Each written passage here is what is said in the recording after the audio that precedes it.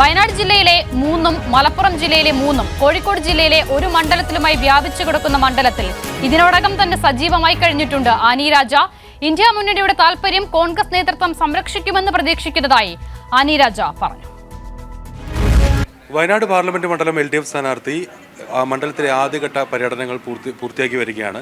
മണ്ഡലത്തിന്റെ ഭാഗമായ കോഴിക്കോട്, മലപ്പുറം ജില്ലകളിലെ നിയമസഭാ മണ്ഡലങ്ങൾ സന്ദർശിച്ച ശേഷം ഇന്ന് വയനാട്ടിലെ LDF കൺവെൻഷൻ ഉൾപ്പെടെയുള്ള പരിപാടികളിൽ പങ്കെടുക്കുകയാണ്. LDF സ്ഥാനാർത്ഥി ആദ്യഘട്ട പര്യടനം പൂർത്തിയാക്കി കഴിഞ്ഞു. ഇനി എന്താണ് പൊതുവിൽ മണ്ഡലത്തിൽ നിന്ന് കിട്ടിയിട്ടുള്ള പ്രതികരണം? പൊതുവിൽ അങ്ങേയറ്റം പ്രതീക്ഷ നൽകുന്ന ഒരു പ്രതികരണവും സമീപനവുമായിരുന്നു ജനങ്ങളുടേത്. അവരുടെ മുഖത്തൊക്കെ തെളിഞ്ഞു കണ്ട ഒരു പുഞ്ചിരി എന്ന് പറയുന്ന ഒരു വലിയ ആശ്വാസത്തിൻ്റെ പുഞ്ചിരിയാണ് കണ്ടത്.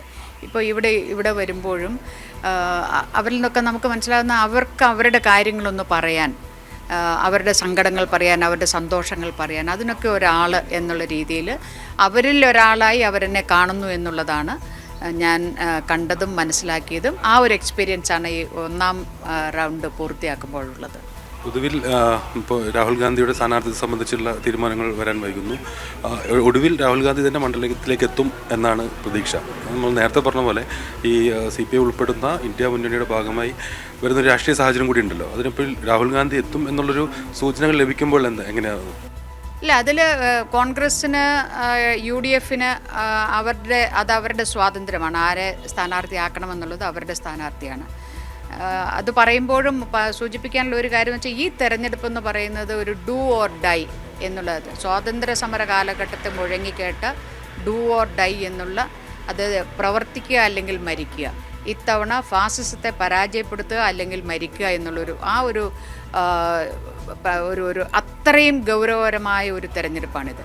അങ്ങനെ ഒരു സാഹചര്യത്തിൽ രാജ്യം അങ്ങനെ ഒരു പ്രതിസന്ധിയിൽ നിൽക്കുമ്പോൾ ആ പ്രതിസന്ധിയിൽ നിന്നും രാജ്യത്തെയും ജനങ്ങളെയും രക്ഷിക്കുന്നതിന് വേണ്ടിയാണ് ഇന്ത്യ മുന്നണി എന്ന് പറയുന്നൊരു മുന്നണിയൊക്കെ ഉണ്ടാക്കി നമ്മൾ മുന്നോട്ട് പോയിക്കൊണ്ടിരിക്കുന്നത്.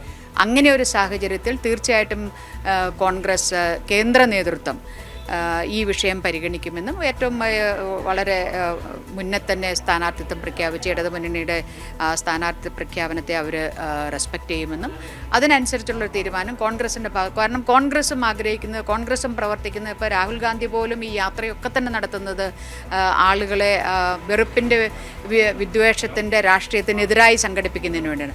അപ്പോൾ അങ്ങനെ വരുമ്പോൾ അതിനോടൊപ്പം നിൽക്കുന്ന ശക്തികൾ, പാർട്ടികൾ, അവരെയൊക്കെ തന്നെ കൂട്ടിച്ചേർത്ത് പിടിക്കാനാണ്, ചേർത്ത് നിർത്താനാണ് കോൺഗ്രസ് ശ്രമിക്കുക, കേന്ദ്ര നേതൃത്വം ശ്രമിക്കുക എന്നുള്ള ഒരു വിശ്വാസമാണ് നമുക്കുള്ളത്. പിന്നെ ഇത് തെരഞ്ഞെടുപ്പാണ്, ആര് വന്നാലും ഇടതുപക്ഷം ഇവിടെ മത്സരിക്കുന്നത് ജയിക്കുന്നതിന് വേണ്ടിയാണ്.